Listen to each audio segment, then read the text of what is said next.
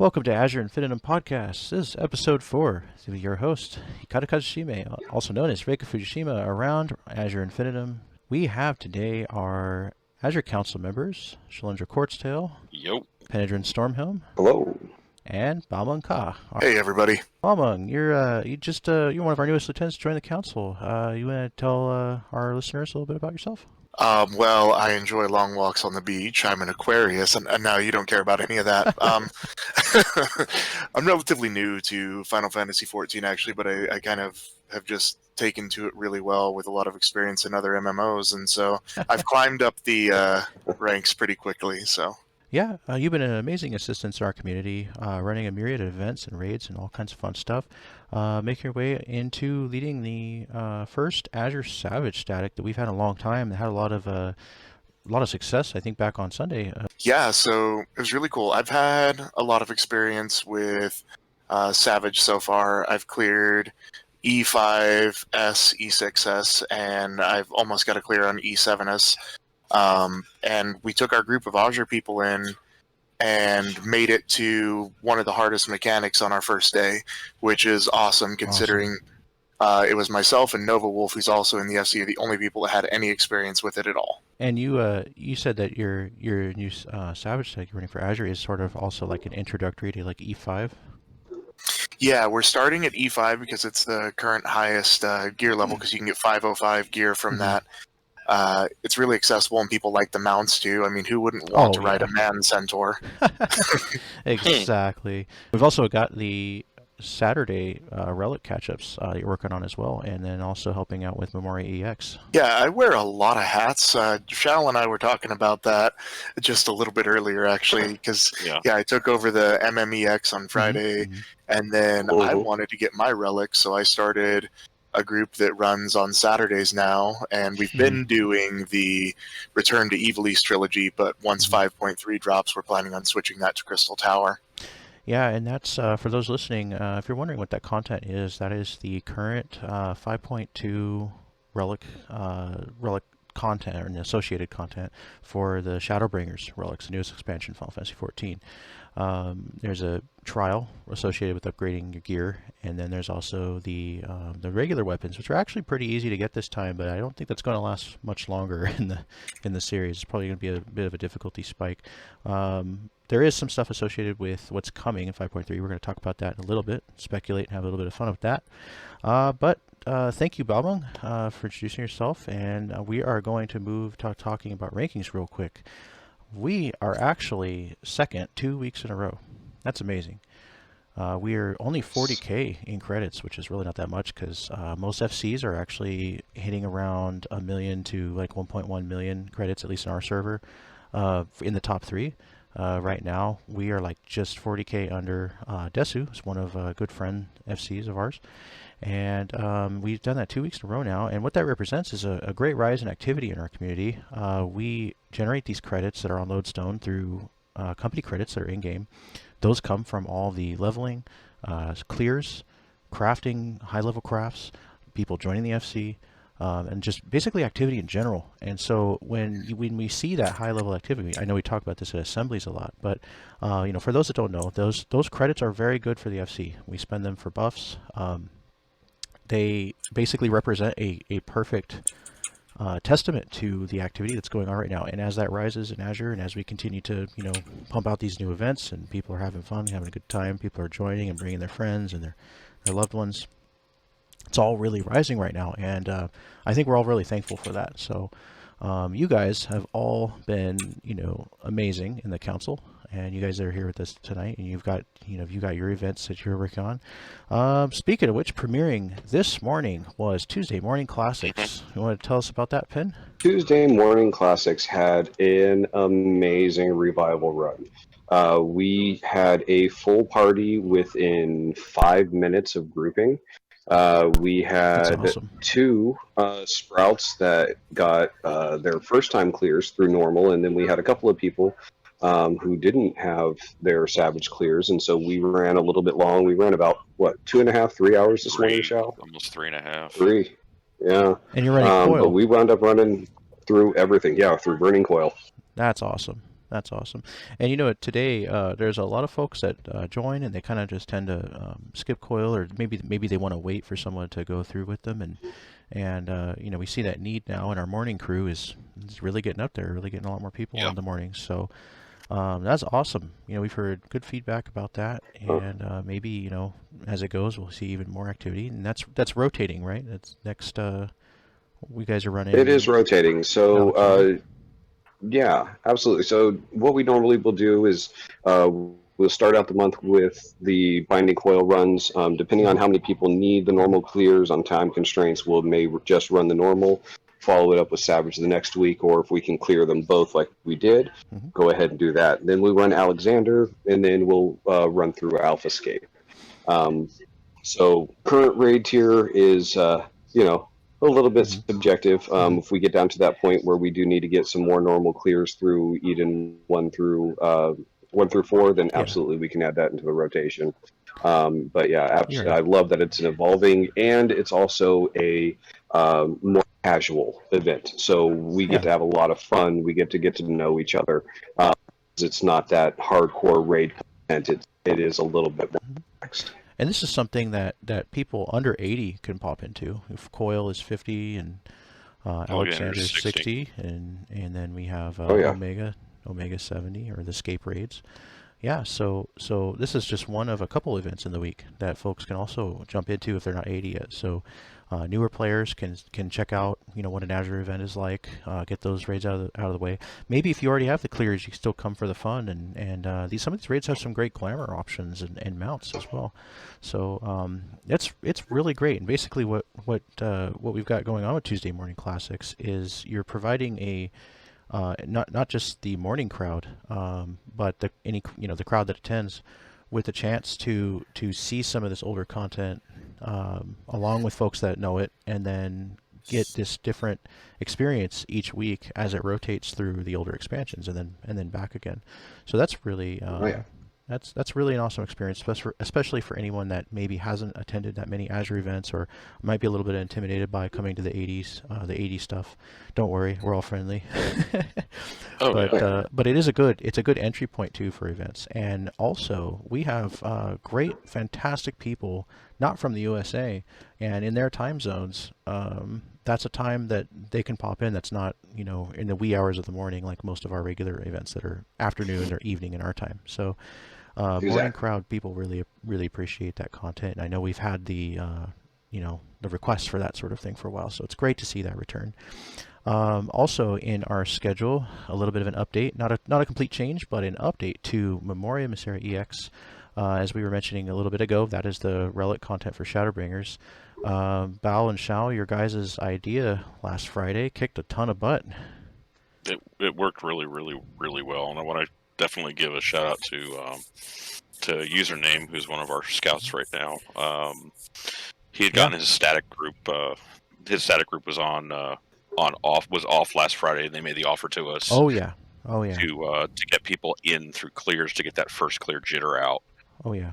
And basically you're talking about the clear group. Yes. And the change is that we're running a clear group and a learning party at the same time now. So that way, people that aren't super focused on the clear but want to learn it can learn, and then while they're learning, we can also provide clears too. Yeah. And that's really amazing. That is really amazing. And we were rotating people, and we also found out that that rotating it every so often, like every 15-20 minutes, instead of spending an hour and then another straight hour in there, the time flew by. I mean, it was like the 2 hours just didn't exist. It felt like 30 minutes. Several of us commented at the end. I remember that. We were like, wow, was it really a couple hours? Like, yeah. And it's, I think it's because we had fun, we made progress, we had success. It couldn't have gone better. Yes. Yeah, well, that's the thing I love the most about it is, especially on those learning runs, it can be rough because you're essentially going in there to die for a couple hours. Like, you go into it knowing that's what you're going to do in order to learn those mechanics. With these changes that we made, it makes that a much more enjoyable experience to go in and learn what's going on. You get to experience all that struggle, then take a step back from it, come in and struggle some more, take a step back from it. And I think that's just better to help people engage and learn, period. Yeah, I mean, I know that back when 5.1, when we first got Titania EX, I didn't want to touch it. I mean, I'd gotten so much non-success at it that I just didn't want to touch it for love nor money. And then was like, no, we're going to go in there and we're going to get you your clear. And it's just like, okay. And even that took an hour and a half, but it was still that I had all that time off from it. Right. That it was like, okay. And it was a much different experience. Mm-hmm. So. Yeah, and the primals that they came out with in Shadowbringers, they have these new mechanics as well, and some of those fights we had a little bit of learning on a couple of them back Monstrous Mondays, did Titania back in late June, early July, I think, last year. Yeah. But that was only for a little bit, and then the event went on hold for a little while. But let's talk about the other change coming up to the schedule. It's not here yet, but as Bao mentioned before, Crystal Tower Trilogy clears in the purpose of catching up for the second relic requirement. That's coming up, and you're running Evil's Trilogy for a couple more weeks here until we get to 5.3. When it comes to what's coming out, we're hearing about this something called Battlegrounds, and we're not totally sure yet. I mean, the tomorrow morning is the live letter, so we're going to have a lot more information. Definitely check out our community update, our July 2020 community update. That is going to cover a lot of these new changes to our schedule. So we're talking about a lot today with the schedule, but it's all going to be really solid and laid out. And we'll have a little thing on there that's going to say, this is the current schedule, this is what's coming, and these are the small changes that have been made to certain events. As far as maps goes, that's going to be getting a few new items. So it's going to be some new big ticket stuff. So you're definitely going to want to get in on that first Treasure Thursdays. The first one post 5.3, because that's going to be 2 days after the launch of 5.3. That will be, let's see, the 12th, the 13th. That should be the 13th of August. Reason I say that is not just because the new mats are exciting, but when they're new, they sell for big money. You see them for 10K or 10 mil sometimes on some of those. Like when we first got the shell leather, it was like 6. Yeah, the shell. The cloth softening powder. That was about 4.5. God, I remember when the hedgehogs came out in Stormblood, and those suckers were going for like 11 mil. I know a guy that got 3 right away. So crazy. I'm still bitter about Zell in this last map, man. My God. Oh, yeah. The 8 cloth softening powders and 6 enchanted lumber. It's Last like, Thursdays. I used to like you. It's like, you're the other half of my brain cell. There should be. Yeah. We had an amazing Treasure Thursdays after several weeks of bad luck. Treasure Thursdays is our weekly Time-Worn Zoner Skin map group. Folks bring up to 3 Zoner Skin maps. We run them in 3 rounds, 1 round at a time. Everybody gets to do 1 map. The map owner needs everybody else agrees, just in case. Sometimes the map owner doesn't want certain items. And we just go until everybody's done 3 rounds and 3 maps. You're always welcome to join us if you don't have a map. A lot of times we have people who will even buy you a map. Maps are obtainable by level 80 gatherers. Actually, I think you can you hit a level 80 node when you're not at 80? I thought that was possible. Not very successfully. No? Okay, not very successfully. Okay, and they can also be fished too from level 80 fishers. So, and that's the Zoner Skin maps. That's the 8-man map of Shadowbringers. You gotta have at least 5 people to do those with. But the first Thursday of the month, always a free day. The reason I say free day is because we do these this sort of tracking method where we'll write down all the encounter gil, and then it doubles as an FC fundraiser. So when you're tending, you're actually helping the FC raise funds, because we will send little invoices to people, and folks join knowing that they'll donate 50% to the chest of just the drops. This is the regular encounter drops, but you get so much gil, tomes, materials, potential jackpots that come out. It's really a good time, and a lot of people have fun just hanging out in the VC. We do it generally 2 to 3 hours ish every Thursday. So Treasure Thursdays is going to have that update, and I believe Wondrous Tales, the Wondrous Tales we do on Wondrous Wednesdays. Wondrous Wednesday. Yeah, I'm doing once a month. That should be having new now. rewards too on 5.3. Yeah, so all that's getting updates. There's going to be fun stuff to go after. Lots of stuff coming out in 5.3. Monsters they'll be Mondays. Monsters Mondays. They'll be adding some yeah. interest things to that book. So Yeah. New rewards there, and then Monsters Mondays. We'll certainly see a new trial. We don't know what that trial is called yet, but I think we're going to find out in the morning when the new live letter comes out.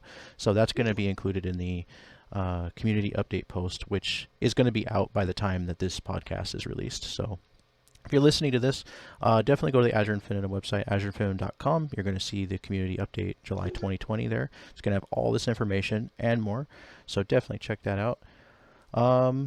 We want to make sure as well that we welcome all of our new members. We have a lot of new members. yeah, we're approaching 365, 370 Yeah. almost. Yeah, we're on that path to 370, 400-ish, and that's amazing, and it's awesome because a lot of people have actually brought their friends, their family members. Oh yeah. It's nice to see. It really is, and so much activity is coming to our community, and as we continue to grow and move into the future, we're just meeting a lot of new faces recently, and there's just been a lot of good feedback. Everything's been really positive. We're really blessed right now. So thank you to everybody listening to this that's newer in our community or who's brought friends. We really appreciate you. And by the way, you were mentioning Road to 370. We're at 368 right now. Oh, okay. 368. Man, wow, that's awesome. So awesome. We're at 368 right now. Mm-hmm. So it's more like the road to 400 at this point. Okay. Yeah, pretty much. Yeah, we're on the way there. And as we go, we are in month, let's see, May, June, July. So we are in month 3 of our Resurgence Ceruleum campaign. That is a sort of large stride, and we've talked about it in, I think, the last episode, maybe. Yes, we did, because it was right before. That is the name of just our whole project, our campaign, to just massively boost the FC with activity and fun and harmony and joy and all that good stuff, and just really jump back into the action that Azure is known for, and just continue to supply this welcoming place for players, people of all experience levels, backgrounds, availabilities, skill levels. It's just really important because that's what our community is. Our community is a very welcoming place, and honestly, the point is to have fun, right? Also, guys, something we want to definitely talk about here in the podcast, and just take this little segment to mention that we are going to be making, well, we already have our rules page established. You can find that at azurefm.com, our community site, on the rules tab that has our whole rules charter. We want to make sure that it's extra clear, even beyond what we have on there, that we have these not really new, but updated and extra projected RAID VC rules. Now this is very important. We're going to be making some announcements here. You'll probably see one in the next, in the coming week as we head up on the road to 5.3, August 11th, very soon, and definitely either by the time this comes out or after. We're going to be talking about that in announcements and a little bit in the community update post that we will be requesting at the beginning of each 24-man raid, and maybe even some of the other events, that the VC does stay quiet with chatter when we're doing boss fights. This is very important, guys. We really need the time or the space, I should say, the silence for the people hosting that are in charge of these runs to be able to effectively call out mechanics. This is for everybody. And, maybe you're comfortable chatting and hanging out while we're rating, but there's other people that really want to concentrate and hear these call outs. And even if it's more simple content, it's very important, because it's frustrating when we're all, we've all got these headphones on and there's a lot of clashing chatter. And so we just want to make sure that it's not frustrating for the folks that are trying to listen or concentrate, and everybody is at different levels with their concentration. So, it's much more effective when we joke around and chat during trash mobs, but then we just really focus and let the channel stay clear. Now, if someone's like, hey, I'm raising so-and-so, that's fine. Just keep it at that. If a leader really just blanks out on a certain thing that's coming up that everyone should know, it's okay to just call that out real quick, but we don't want the chatter and we don't want the over talking. And the over talking is something we definitely want to make sure everyone is aware to be a little more mindful of in our VC, and that's in all places. That's in general. And we know sometimes it can be a little hard.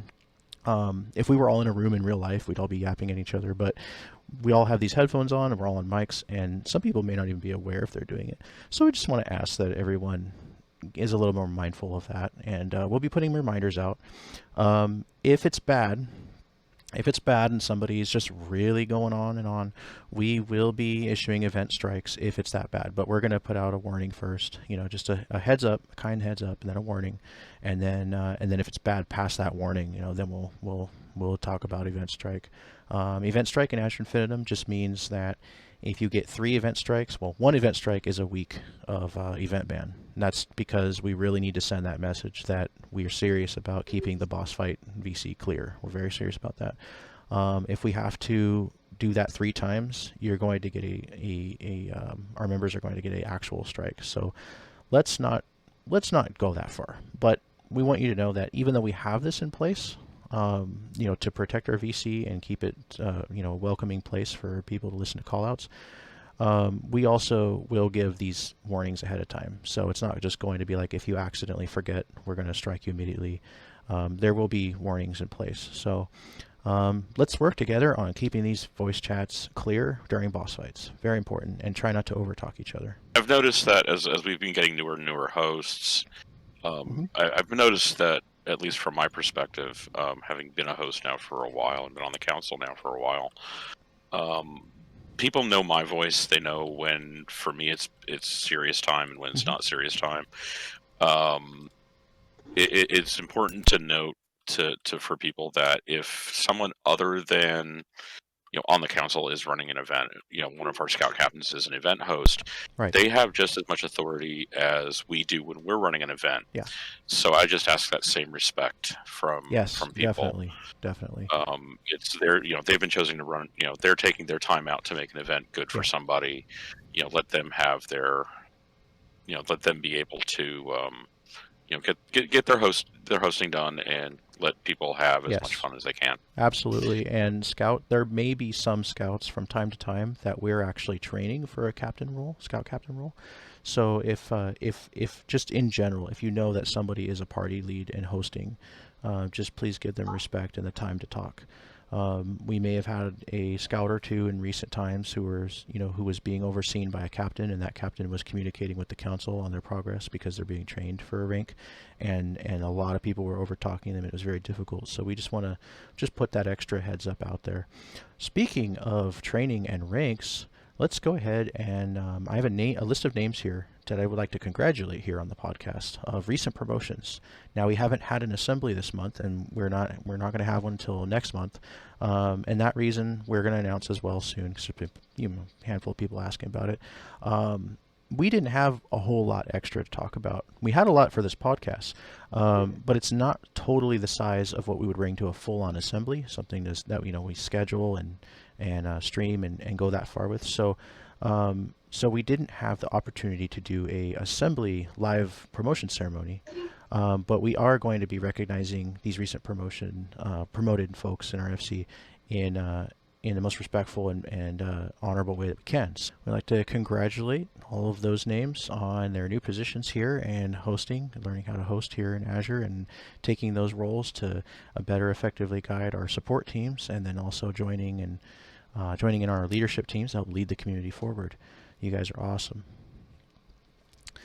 Okay, let's all have a moment here to talk about our 5.3 speculations.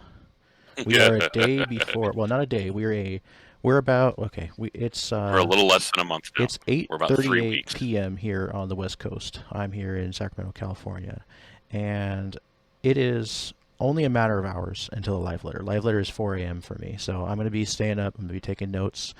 If anybody's online, I'll probably be on Discord. I can even help translate a bit.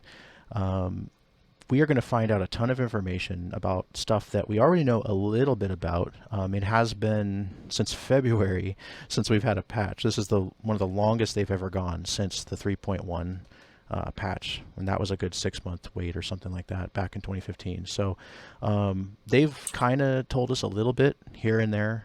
There's been a few updates here and there, but when I say they, I mean the dev team.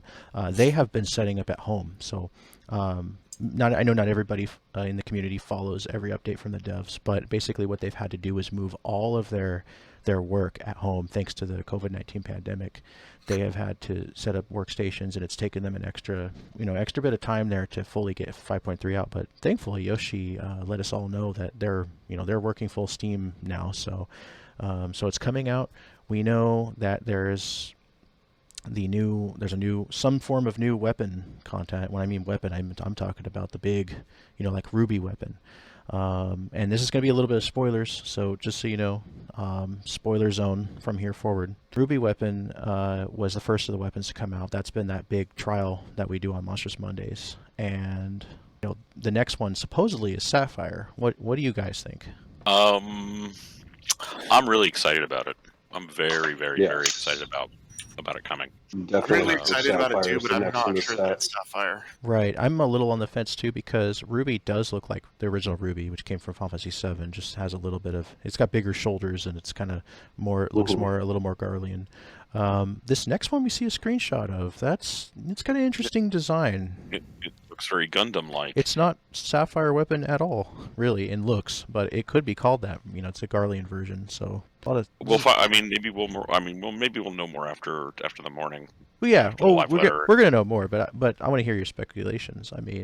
One of mine was, what if that's the Garlean Sapphire weapon, and then they wrap it up with also Emerald coming in, because we got the 3 pilots with the different colored hairs, and then that's what. And they mentioned Sapphire weapon in the game. I think just before we started, we were having that speculation of what if we're getting not just 1 but 2. Could be 2. Mm-hmm. Well, they did say the mystery trial, so I don't know if they're referring to that, because that's listed above on the website, the Sorrow of Werelight. Battlegrounds, to me, sounds a little Eureka-like. I don't know. What do you guys think? I think it's more PvP. I'm thinking it's more PvP too. Okay. I wouldn't. Something's got to be. I know the PvP system is still broken, but it's. I think it's something new that we're going to get with it. Mm-hmm. I think it would be interesting if they did a sort of like Diadem / Eureka / PvP for the Relic.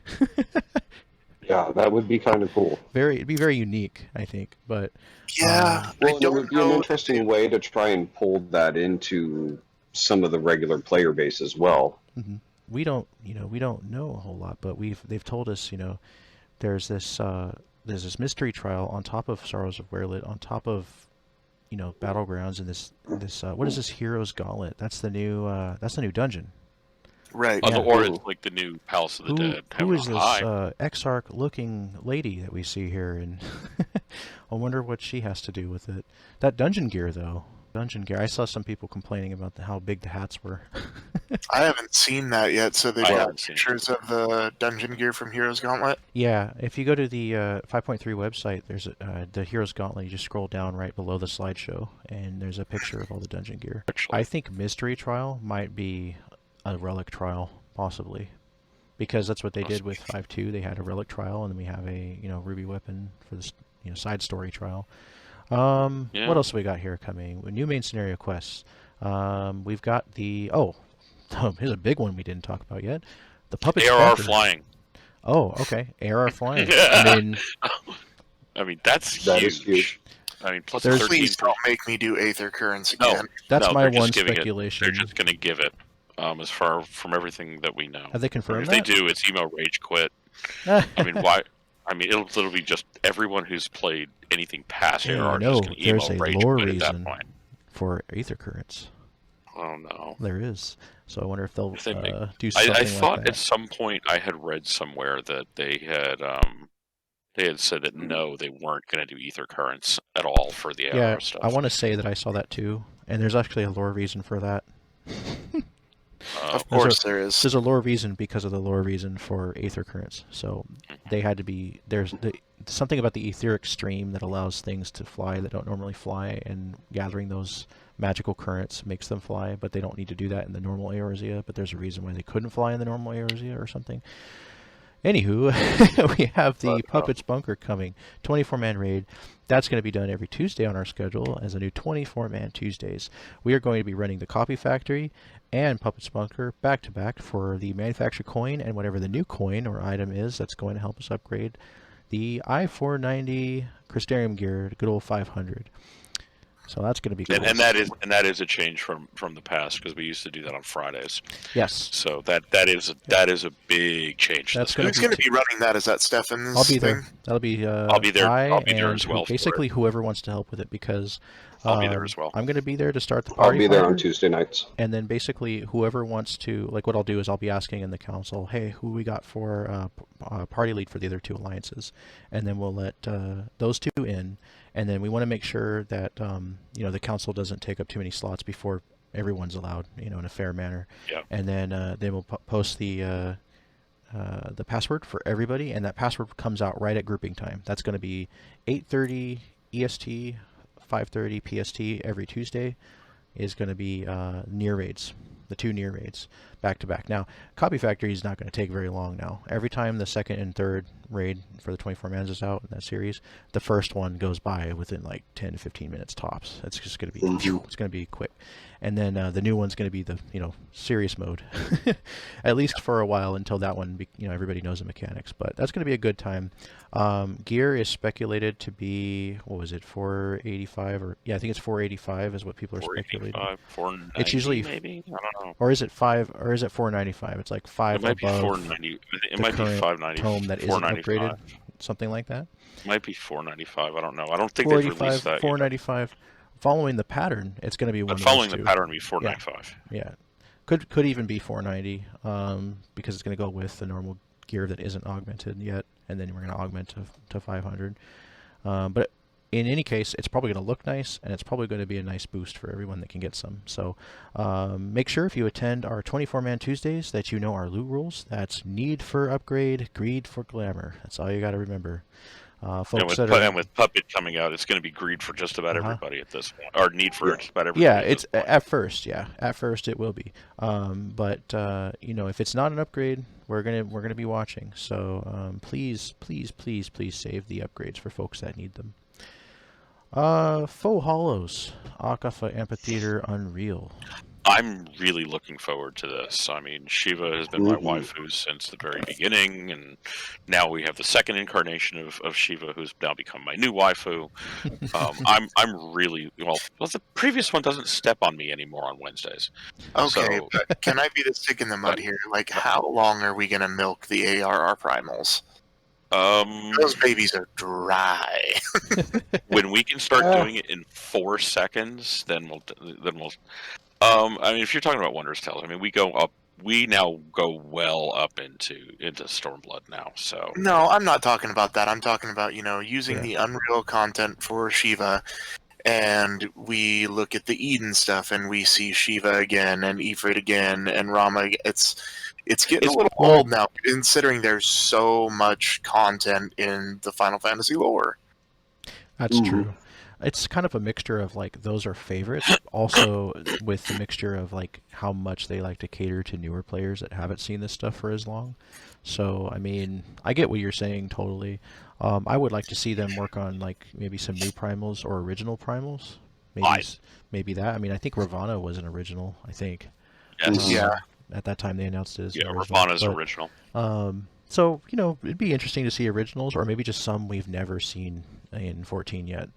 Bundevelza. As a hand. Whoa, you're talking about like a god?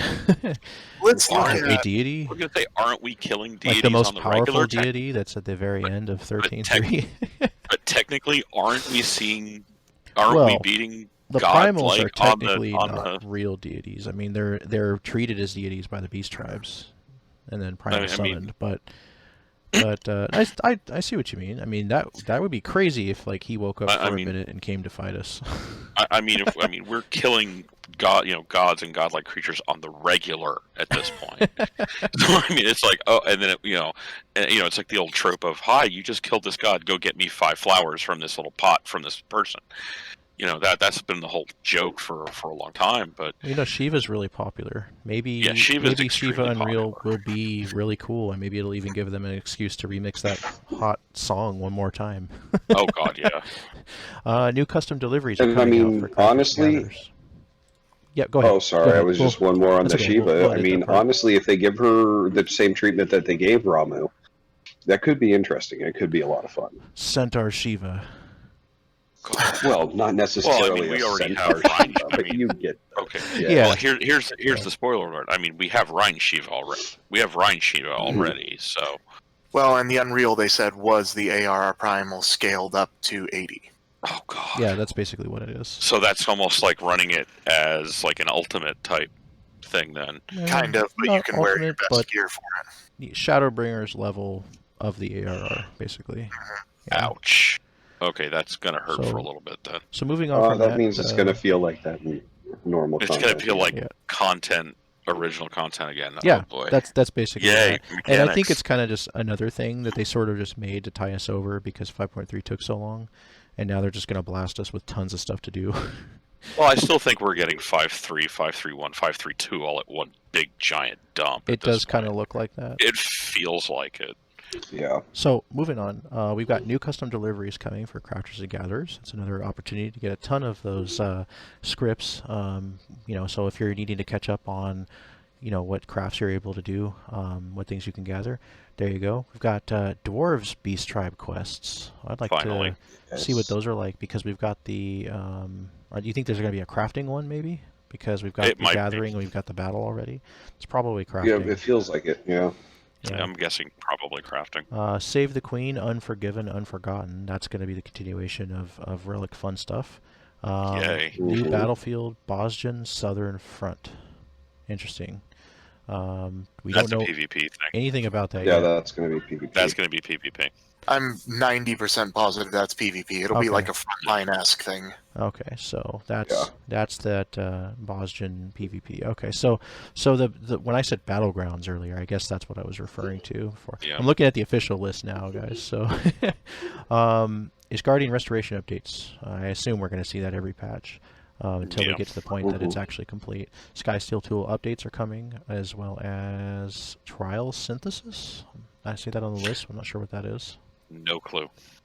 Trial Synthesis. I have yet, because I have the translation of the last one, and I couldn't find anything. I think Trial Synthesis is where it's that new thing where it can give you like a so synthesis is usually often used as a term for things you do in crafting. So when you go to synthesize something, you can do a trial of it first to see if you can do it or something like that. I think That makes sense. that might be it. That way maybe. you don't We waste could the be mats totally and- wrong here. So if you for all we know, just let it us know could in the be- comments. I mean, for all we know, it could be an 8-man trial called Synthesis, Oh, where you have all of these things all merging together. Because I mean, there's the How other about definition for synthesis. A trial for crafters. Oh God! Isn't that Diadem? Oh wait. Well, that's an Yeah, instance. kind of. But New Game Plus updates is coming. Not totally sure what, but they're adding stuff. Probably Shadowbringers. Maybe we'll finally get experience for Um, MGP. Ooh, or rewards maybe for watching all that stuff again, and That would be Sundry good. Splendors. I assume that's just more fun, splendor stuff that we can unlock. Probably some kind of new thing that shows up in the world that you kill, and you like the frog or the Or Odin. yeah.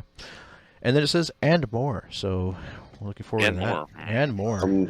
I do. Maybe we're getting I did new read dies. that. I did read they are cutting the fluff quests in between ARR Yeah. and Oh, right. Heaven's Word by about Yeah, they're 50%. dropping A 13. Realm Reborn area I heard improvements. 13%.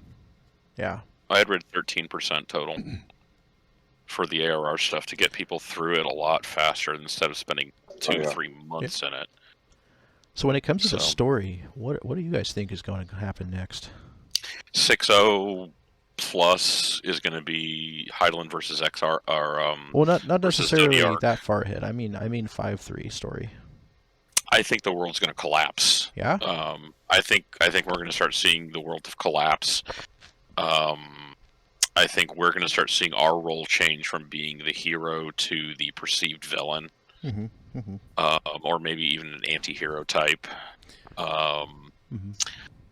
Which kind of goes in line with what's going on in the first. Uh-huh. I mean, we're kind of falling into that role of, okay, we're the warrior of darkness, and here's what happened. And we're trying to make the people, think better of the Warriors of Light, and they've been taught that the Warriors of Light were evil for so long. Right, and now you've They might not got like that.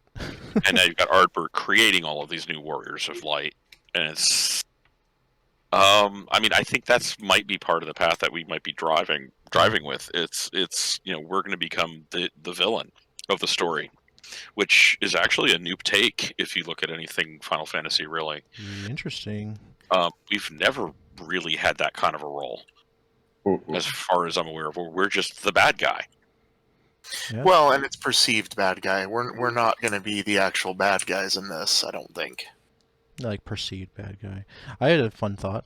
What if Elidibus is actually like us, but like the fragment of our soul, like Ardbert is?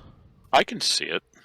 That'd be crazy. I mean, we've had debates now in our spoiler chat now of what people really are, what we are, and what where Elidibus ties in, and the rest. So I mean, it's definitely something we've talked about. Yeah. I mean, I can see that too. I mean, the one thing that we all realize is that Elidibus is just different. We'll he's very different. Yeah, he's very different in a certain way. Like, isn't he supposedly like untempered? Like, he is for untempered or something. Like he is untempered. Yeah, he's a different. He's also different seed. And he's kind of the one who brought Heidelin around, and so I mean it becomes this where's he doesn't have the same motivations as the rest of the Ascians we've met so far. What do you think Elidibus really wants? He wants Zodiark back. I think he does too. Yes. But I think he wants the original Zodiark. I think he wants the original Zodiark back. And by that you mean because Zodiark's a primal summon, that maybe there is the original Zodiark that's in the lore. Correct. The Keeper of Precepts Zodiark that we hear about in the Barheim passage, found in 12 and in the Evolution lore in general. That's now I have a feeling everything. That could be. What if he wants to well, they were talking about at the end of 5.2, they were saying that the Elidibus being a title, like all the other names are actually titles, that the Elidibus mentioned in that flashback they had from that computer may have not been the same Elidibus. Yeah. So who is this guy? Who is this guy that's assumed the Elidibus role? What if Ardbert is actually Elidibus? Or what if it's a role we're going to end up taking at some point? Yeah, what if we're like Elidibus in the future and we came back? Well, I mean, we've always had the speculation that we're an Ascian anyway. We've always had that speculation. Well, and it's almost confirmed with at the end of Shadowbringers. I mean, he talks about how he wishes that, and I'm trying not to spoil anything, that you were different, Well, we're basically in a spoiler zone right now. So okay, well. Yeah, we're okay with spoilers in here at this point. We gave the warning a little bit ago, and I think folks listening... I think I reiterated the warning at some point. Listen at your own risk. One thing I noticed that stood out is, he says he's the emissary, which is, very different from the others. The others are just we're all here, we're the Amarosian Council of, 14. And everything that we've experienced in 14 so far has been basically a result of what Selk started with the Garleans. Every plan of the Garleans. And the Garlean Empire is only 50 years old.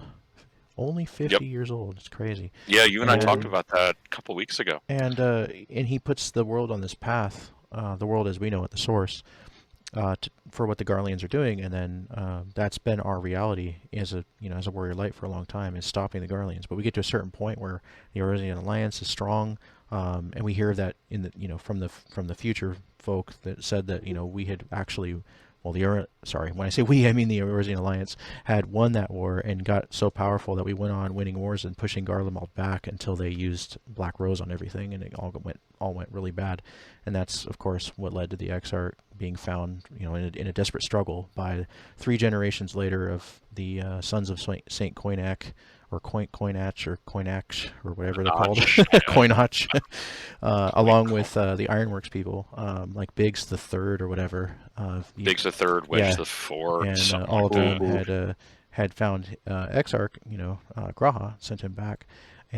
But sent him back 100 years, but into the first.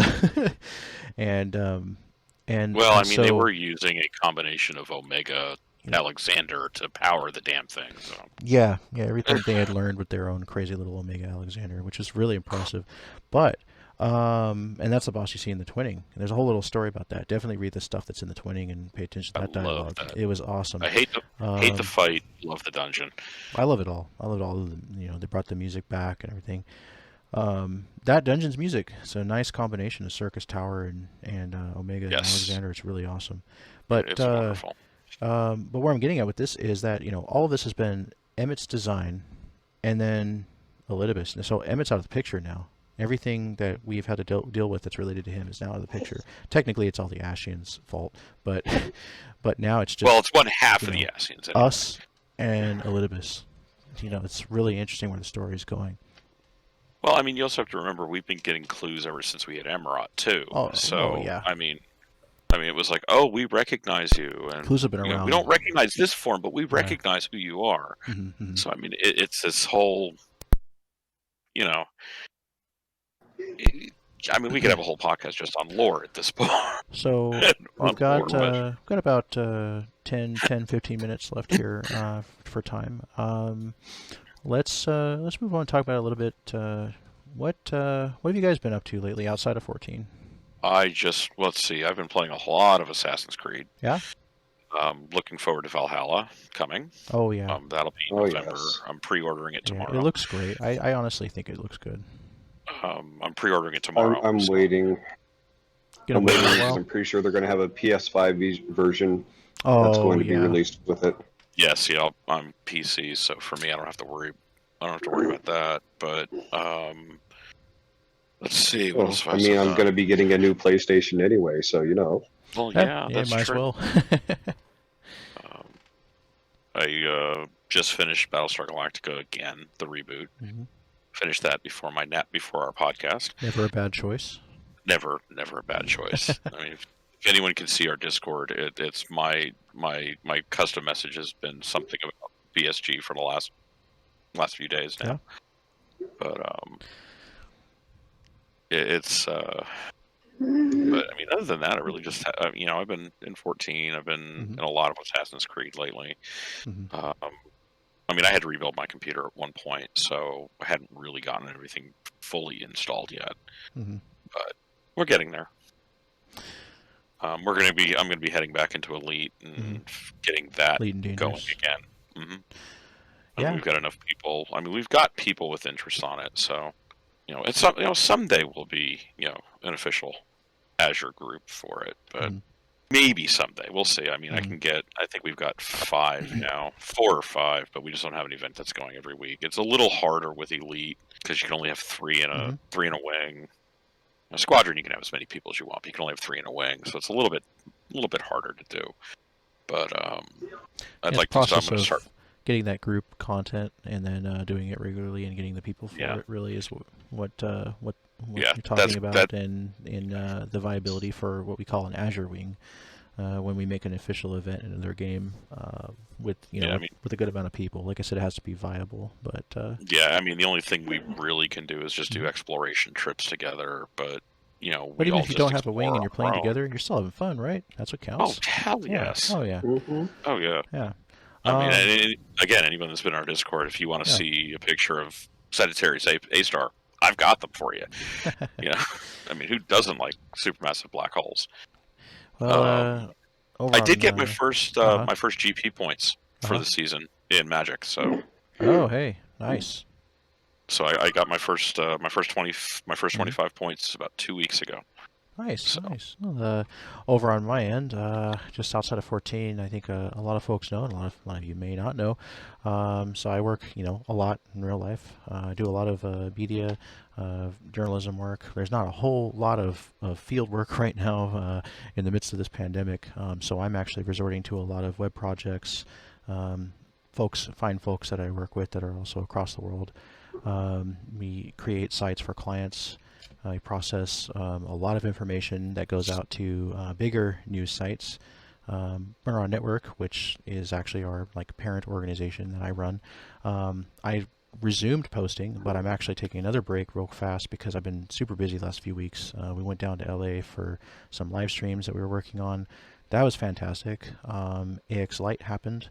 Funimation Con happened, and Aniplex Fest Online happened, and they all happened at the same time. That was pretty big. Super busy, and then came back, got sick, not with the what virus, but thankfully, thank God. Then have just kind of been busy getting back in the swing of things. Always connected to the guild and 14 Azure, Azure FC going splendidly, and then but very very time consuming as well. But it's all worth it. Beyond that, I seldom have time for games that are not related to work, so I did get some impressions with Tsushima, Ghost of Tsushima out, and man, it is a beautiful game. If you like taking pictures in games, it's got a wonderful photography mode. I've seen so many people sharing their photography. All the screenshots Boy, I've seen just look, oh my god, incredible. It's beautiful. It's a beautiful game. It's a first party Sony game right now. Not a whole real ton sure if it's really going to show up anywhere else, but if you're wondering if it's worth it or not right now for the price, I'd say it's worth it. I've been having a lot of fun in it. I don't always get a lot of time with console games, but I've been playing a lot of handheld games while I'm in the midst of things, or taking short breaks, or waiting for different things to happen. I'm playing. Well, I just finished Final Fantasy Tactics Advance and the GBA. I like to play old games. I don't care how old they are, and especially if it's something that I didn't get to beat in when I was a kid, I go back and get revenge on it later on and beat it. So I did a full 100-hour run in Tactics Advance just over the last year casually. Leveled almost all the jobs, had a lot of fun. Did you know Red Mage is the craziest Red Mage in Final Fantasy in that game, in my opinion? Mm-hmm. Double casting, especially, you take Red Mage, you go learn Summoner, and then you learn the double cast skill, and you double cast summons. So crazy. That's like using the double cast forecast in in 7. Yes.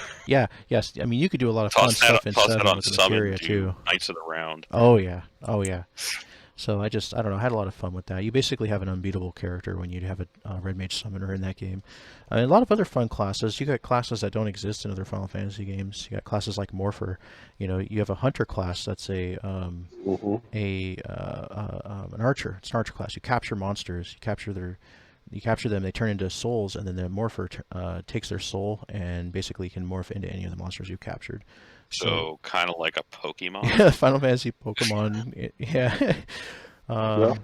Illusionist is another role in that game that's not in other Final Fantasies, as far as I know. Massive area damage. Covers the whole area. You start out learning. Black Mage on steroids. Yeah, I think one of the first ones I learned is Prominence, which is just tons of fire everywhere, and then you get to the point where you're actually flinging planets at the battlefield. Oh my god.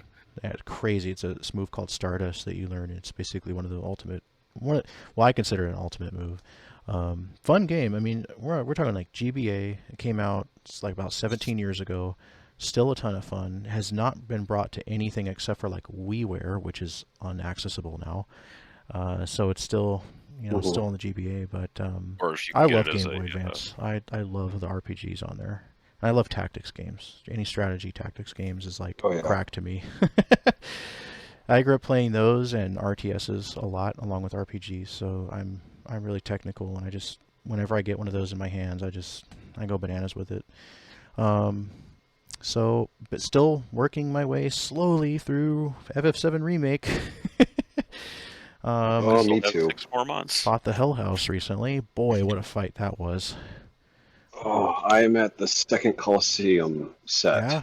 So, yeah. Ooh, I can't wait to see that. I still have 6 months, or 8 months. Yep, you're waiting for the PC. But I'm okay with that. Yep. I'm okay with that. Yeah, I mean, it's still plenty of time before the next one. The next one's not even going to be a couple years. Yeah, so. the next one's next year. Well, they're saying 2021 and then 2023. Yeah, I've heard 2023 or 2. I heard 22, 24, but... Oh, see, the last I heard was 21 for part 2 and then 23 for part 3. That would...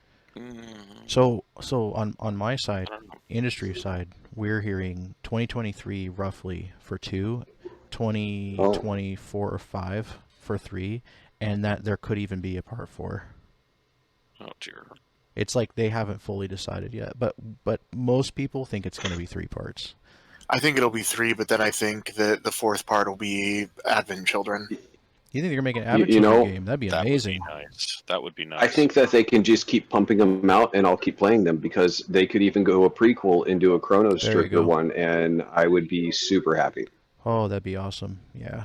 I could see them doing Dirge if they needed to. Also, Well, start incorporating that stuff. Spoiler- Oh, spoilers Dirge for a needs second. a redo. they are. I mean, and like I said, spoilers for just a second. They're rewriting their history a little bit, because we know in 7 Remake in the story that Yes. they're so some of these characters are actually like, there's a moment where Cloud from the first one is like narrating to Cloud when he's falling. He's like, Mhm. yeah, we sure fell a long way back then, didn't we? And then it's like, whoa, it's kind of creepy for a second. And then in Sephiroth, people are thinking that that's actually the original Sephiroth. He found a way to survive, and he's trying to win this time.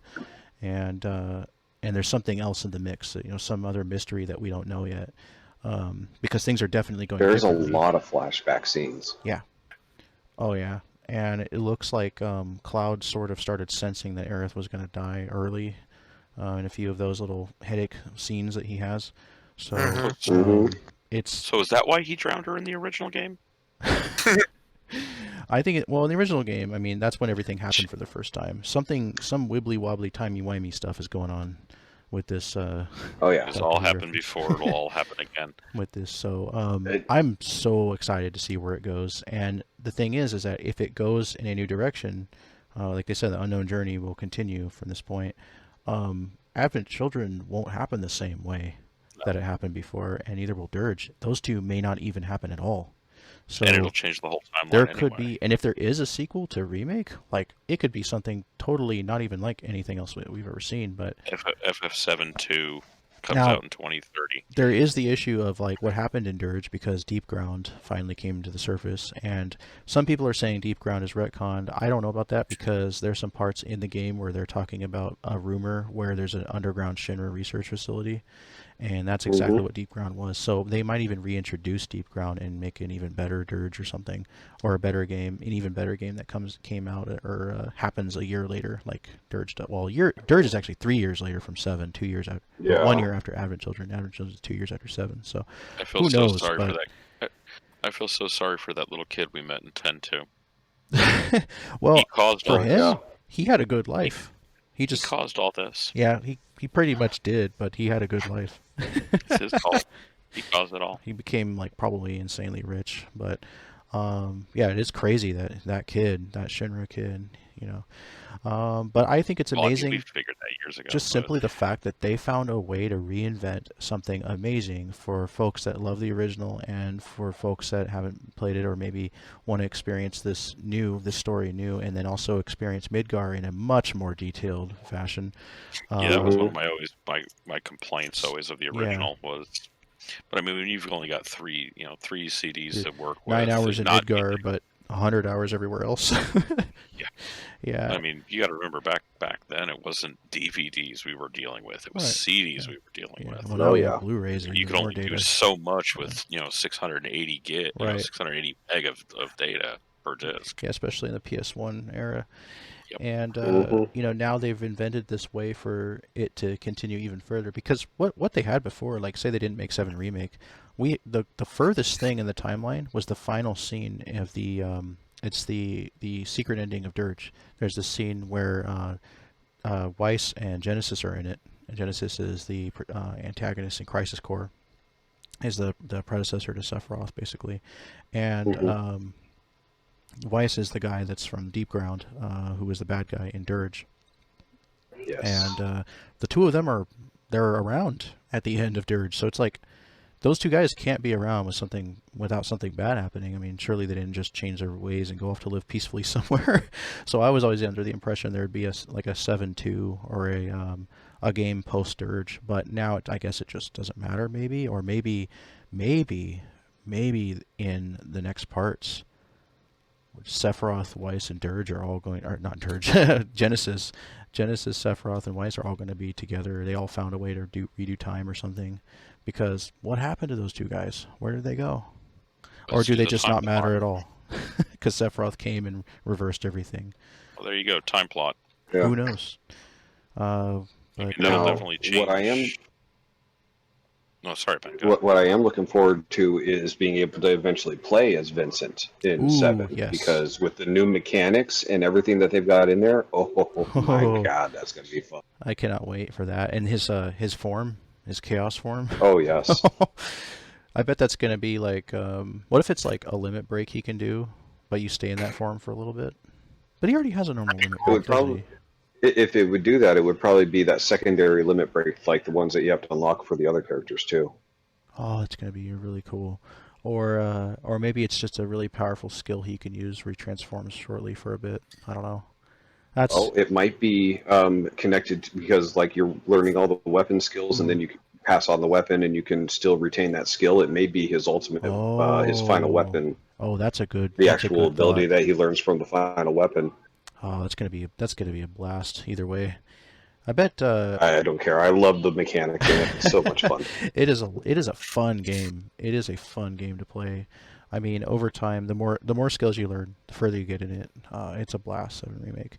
I think Yuffie is going to be like a real fast character, You mean to tell me Yuffie will actually have a use? kind of like You shut your mouth. I love Yuffie. Tifa, but Yuffie will be Tan Yuffie. ranged maybe with the way she throws her star. Who knows? Yeah, possibly. I bet you they're just going to skip Kate Sith. It's going to be like Red 13. Nobody uses them. Which actually, I mean, you They don't better say not nobody used Red 13.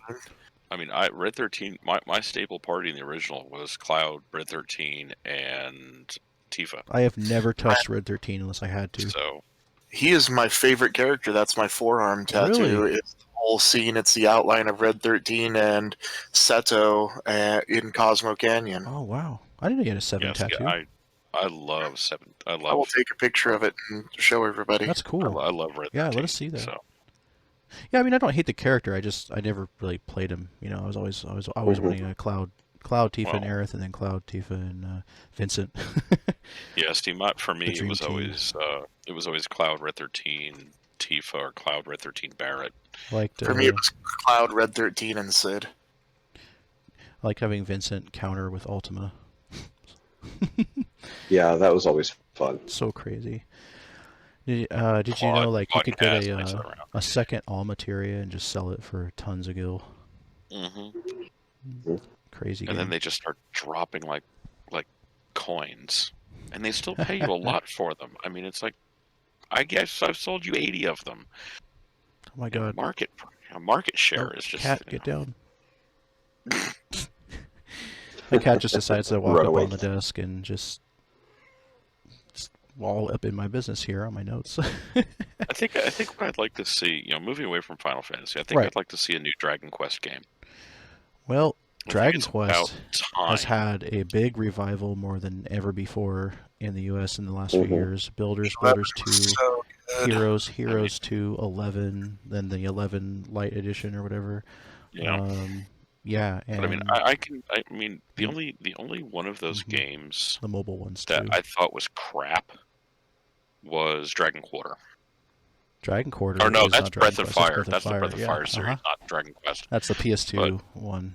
But Yeah. but even I didn't really like DQ7. No, It the felt 3DS clunky. or the original.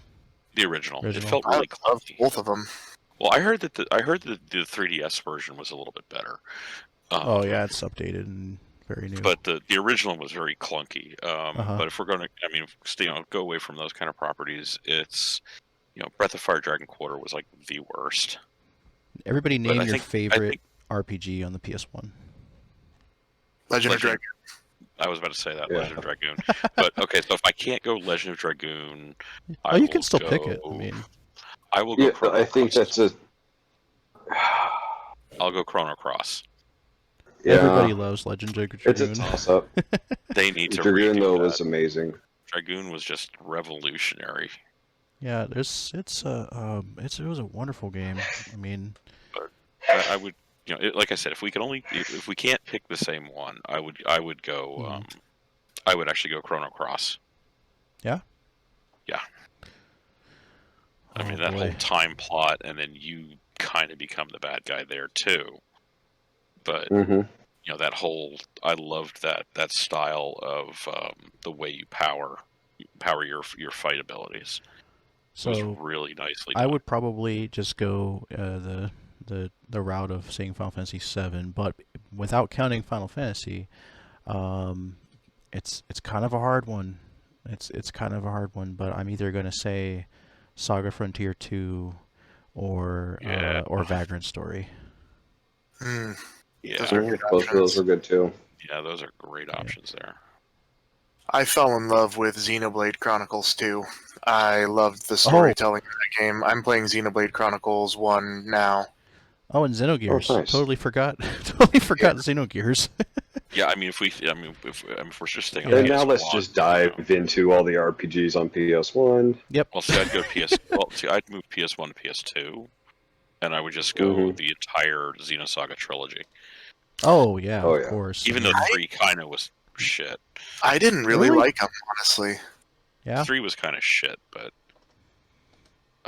1 and 2 I thought were fantastic. I know that they had their issues. Like I'm a huge Xeno series fan. They had some really Supposed to be 8 specifically games, Saga. and they're like, "Oh, we're gonna do it in 3." What? Well, they lost funding. you know what Yeah. happened? Yeah, it started with Square, but the people that left Square became Monolith, and Monolith just went and they basically took what they had for the first 4, because Xenogears is episode 5 out of a 6-episode series, and the 6th part was kind of be like an epilogue. 5 was like the meat of it, kind of the Return of the Jedi, if you will, of it, and except for being the 5th one, and the others was like how it got to that point. And so Xenosaga 1 through 3 is actually 1 through 4 of the story, and 3 is 3 and 4 smashed together. And Yeah. the one, like, I know it has its problems. There's some slowness to some of it. I mean, some of it's a little sluggish. They changed the style in each game, so that's a little confusing sometimes. They also changed the battle system in each game too. That Yeah. kind Oh of yeah. made it a Battle little- system massively different in each game. Massively different. makes it real awkward. But I love them, and I love 3 the most. I love 3. That was I my love favorite 2 one. the most, because you get more into the whole, okay, what's really going on with the Kukai Foundation and with Junior and why he can do this. It's a and very why he's- long trilogy too. I mean, each Yeah, game is a it's- good 80 to 100 something hours that you can put into it. I think I spent 140 Yeah. on volume It's 1, possible, 170 especially on if you want to volume unlock 2. everything, get the Erde Kaiser special summons, all that fun stuff. But lot of cinematics. So you gotta enjoy long cutscenes to enjoy Xenosaga. There Yes. are very long cutscenes. Think Praetorium. I'm style. looking at you, Xenogears Disc 2. I'm looking at you, Praetorium. I'm gonna have to duck out here, guys. It's getting All awful right, late. we're gonna go ahead and wrap it up anyway We're here. gonna kill it. So thank you everybody for listening to Azure Podcast Episode 4. We welcome you to check out any of our other episodes that we have. You can find them on azureinfinitum.com, and then click the podcast on the nav bar there. And I think that's it. We covered a lot today. We talked about all sorts of stuff among our FF14 Free Company, our activity, events, changes. Be sure, if you want to get a really good outline of everything we talked about here when it comes to 14 in our free company, we are having the Azure Community Update July 2020. It's going to be a big summary of all that fun stuff wrapped up. You can find that on azureinfinitum.com. Yeah, we just thank you for listening, and see you on the next episode. Don't forget to eat your food before going into a boss fight. And don't forget Always. to be awesome. Yes, being awesome is good. hmm